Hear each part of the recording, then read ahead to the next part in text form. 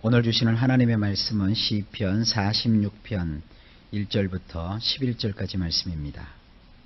할렐루야. 오늘 이 시편 46편 1절 앞부분에 보면 고라 자손의 시, 영장으로 알라모트에 맞춘 노래라고 되어 있습니다. 이 고라 자손의 시라고 하는 것은 고라가 쓴 시라는 뜻이 아니라 고라에게 속해 있는 사람들이 모아놓은 시라는 뜻이고요. 영장이라고 하는 것은 오늘날로 하면 지휘자라는 뜻입니다. 지휘자를 위해서 지어진 시편입니다. 여기 알라못이라는 말이 나오는데 원래 그 원문으로 발음하면 알라모트입니다. 이것은 여성의 높은 음을 뜻합니다. 현대식으로 하면 소프라노에 해당하는 것입니다. 그래서 시편 전체 46편의 분위기를 보면 이것은 여성들이 그 높고 청아한 소리로 하나님의 그 높고 위대하심을 찬양하는 아주 멋들어진 시입니다. 자, 이 시편의 내용을 보겠습니다. 1절, 하나님은 우리의 피난처시요 심이시니 환난 중에 만날 큰 도움이시라. 원문으로 보면 엘로힘은 우리의 피난처시며 우리의 힘이시니 고통 가운데서 발견하게 되는 풍부한 도움이시니이다. 구약에 보면 하나님은 거의 대부분 엘로힘을 번역한 것이라고 말씀을 드렸습니다. 엘로힘은 우리의 피난처시고 우리의 힘이시니 고통 가운데서 발견하게 되는 풍부한 도움이시니이다. 자, 보통 사람들이 삶을 살아가는 가운데 왜 우리에게 이런 어려움이 있는가, 왜 나의 인생 가운데 이런 고통이 있는가를 생각하면서 자기 자신이 뭔가 저주를 받았다든지 자기 자신이 뭔가 결격 사유가 있다라고 생각을 할 때가 많습니다. 그러나 오늘 이 시편 기자는 고통이라고 하는 것은 오히려 풍부한 하나님의 도움을 발견하게 되는 일종의 촉매제와 같다는 사실을 말씀하고 있습니다.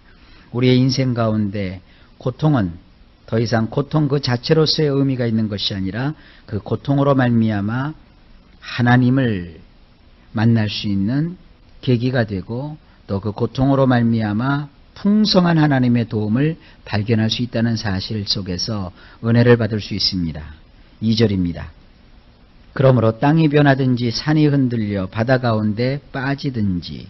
3절, 바닷물이 흉룡하고 뛰놀든지 그것이 넘침으로 산이 요동할지라도 우리는 두려워 아니하리로다.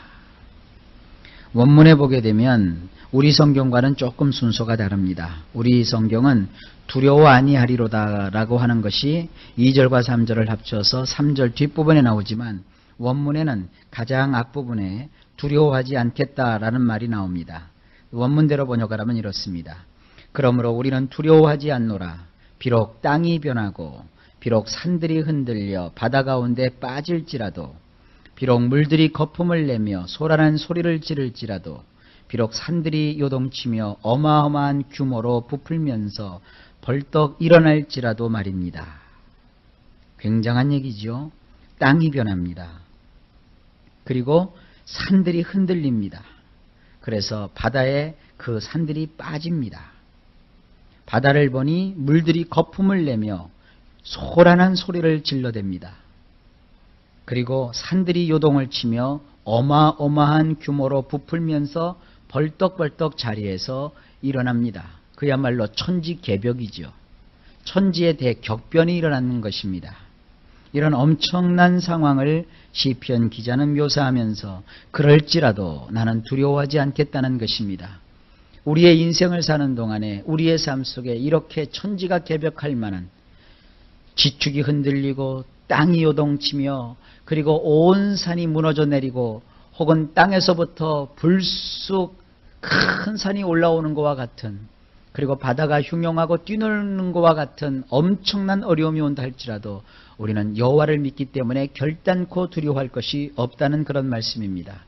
그러나 우리는 어떠합니까? 실제로 우리들은 비만 조금 와도 눈만 조금 내려도 또 삶 속에 조그마한 고통만 다가와도 우리는 마치 하나님이 나를 버리신 것처럼 또 하나님이 나를 잊으신 것처럼 얼마나 좌절하고 절망하면서 인생의 깊은 고뇌 속에 빠지게 됩니까?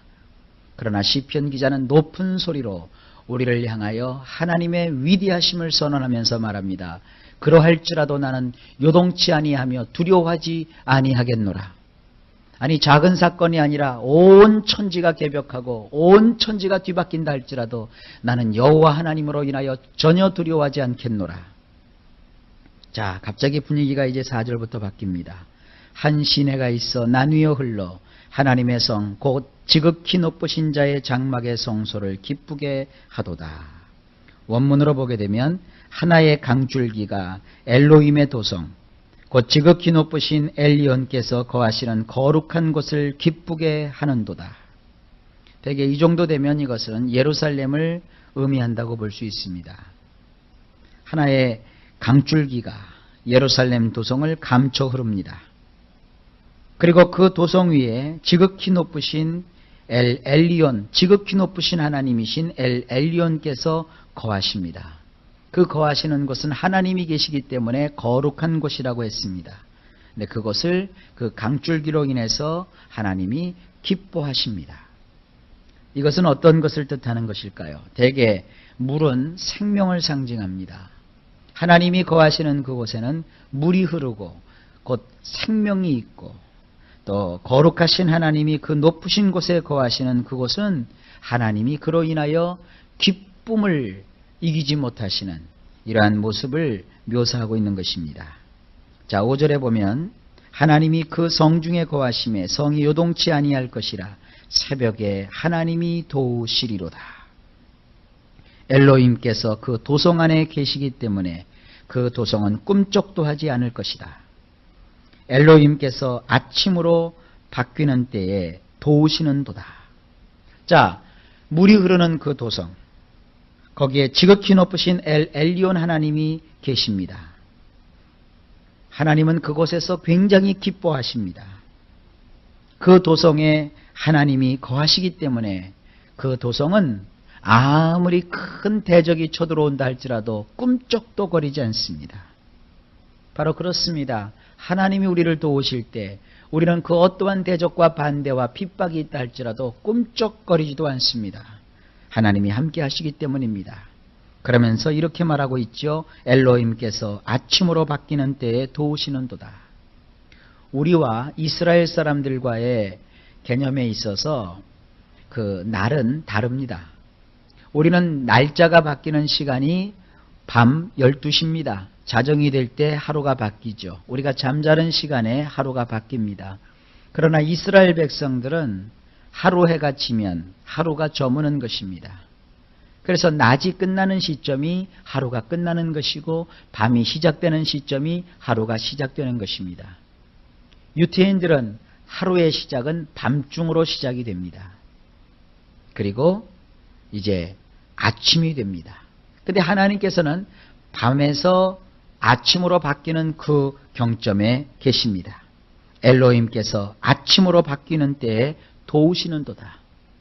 우리의 인생 가운데 어둠이 깔리고 우리의 삶 속에 밤중이 찾아왔다 할지라도 하나님께서 우리와 함께 하시면 우리의 인생에 찬란한 아침이 찾아오는 것입니다.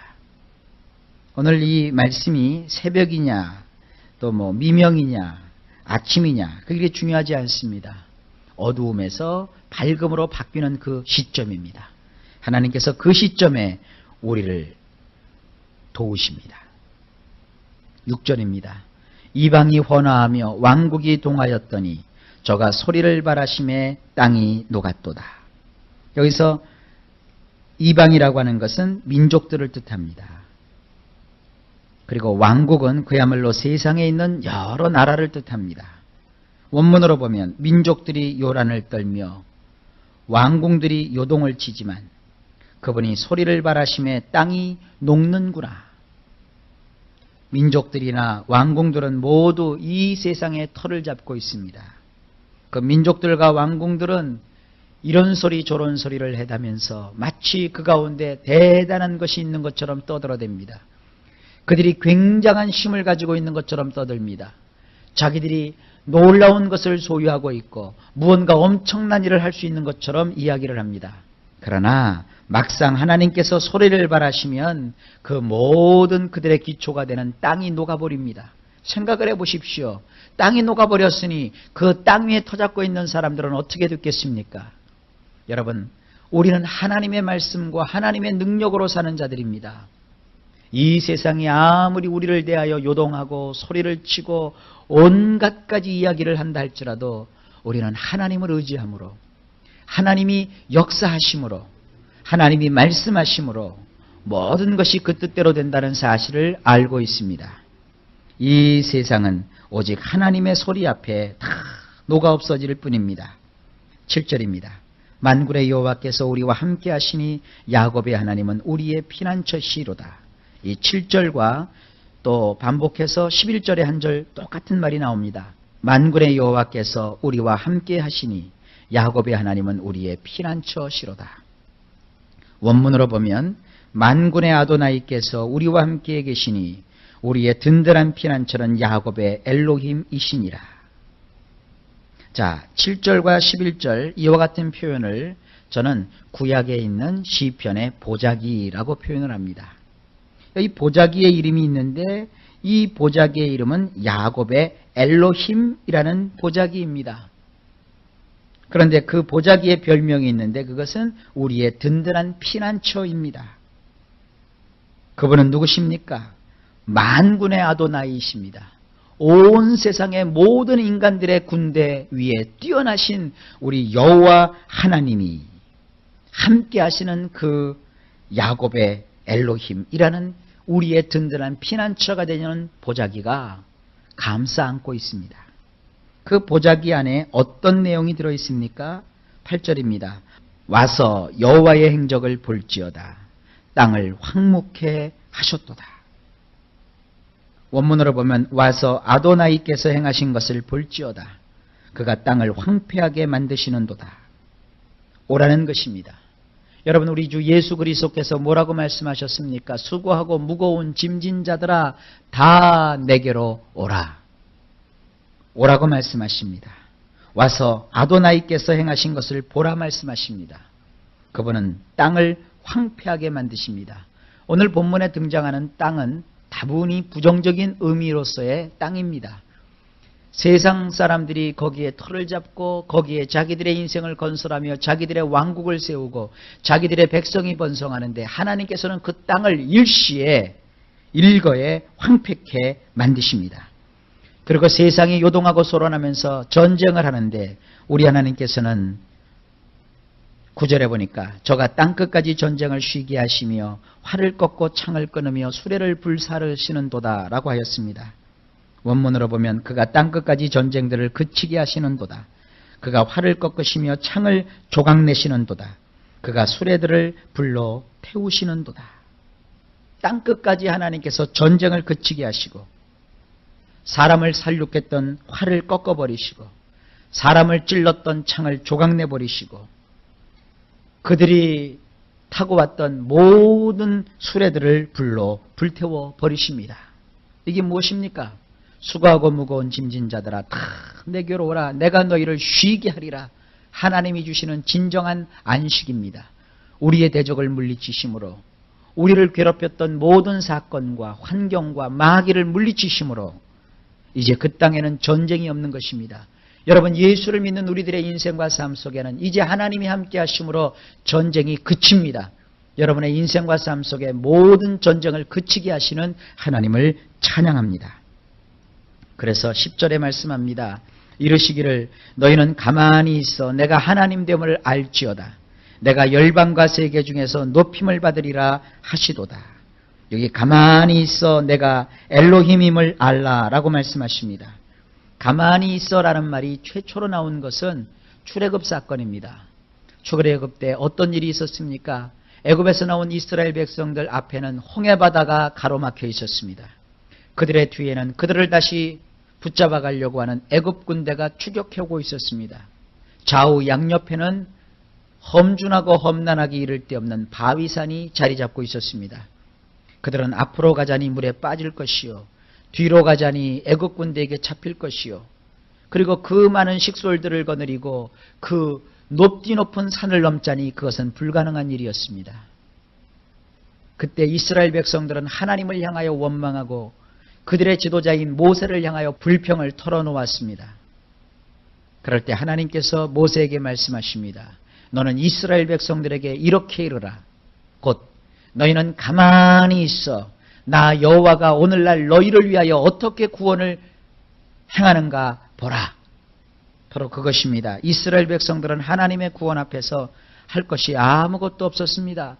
우리도 역시 마찬가지십니다. 우리의 든든한 피난처가 되시고 우리의 인생의 보장이 되시며 우리와 함께 하시는 야곱의 엘로힘이신 하나님께서 우리에게 하시는 것은 가만히 있으라는 것입니다. 우리의 인생을 위해서 우리가 할 수 있는 것은 하나님을 기다리는 것이고 하나님의 도우심과 하나님의 처분 앞에서 잠잠히 참아 기다리는 것입니다. 주님이 말씀하십니다. 내가 민족들 가운데서 높임을 받을 것이니라. 내가 땅 가운데서 높임을 받을 것임이니라. 오늘 본문에는 엘리온, 높으신 하나님이 나옵니다. 높으시되 지극히 높으신 하나님입니다. 지극히 높으신 하나님은 이 세상 모든 거민과 이 세상의 백성들과 이 세상의 모든 나라들 위에 높이 계셔서 그 모든 것들을 다스리시는 우리의 영원한 왕이십니다. 우리는 이와 같은 주님과 더불어 동행하는 자들이며 이와 같은 주님과 더불어서 인생을 살아가는 자들입니다. 오늘 본문의 흐름을 잘 파악해 보십시오. 우리 하나님께서는 우리의 피난처시요 우리가 환난 중에 만날 큰 도움이십니다. 그분은 마치 안전한 보자기처럼 우리를 감싸 안으십니다. 우리가 그분 품 안에서 할 수 있는 일은 그분께 나오는 일이며 가만히 있어 그분이 여호와 되심을, 그분이 참 전능하신 하나님이심을 아는 일입니다. 이와 같이 하나님을 경외하고 하나님 품 안에서 안식하는 우리 모두에게 하나님께서는 놀라운 축복과 보장과 인도와 위로를 해 주실 줄로 믿습니다. 하나님의 놀라우신 도우심이 하루 종일 여러분과 함께 하시기를 예수님의 이름으로 축원합니다.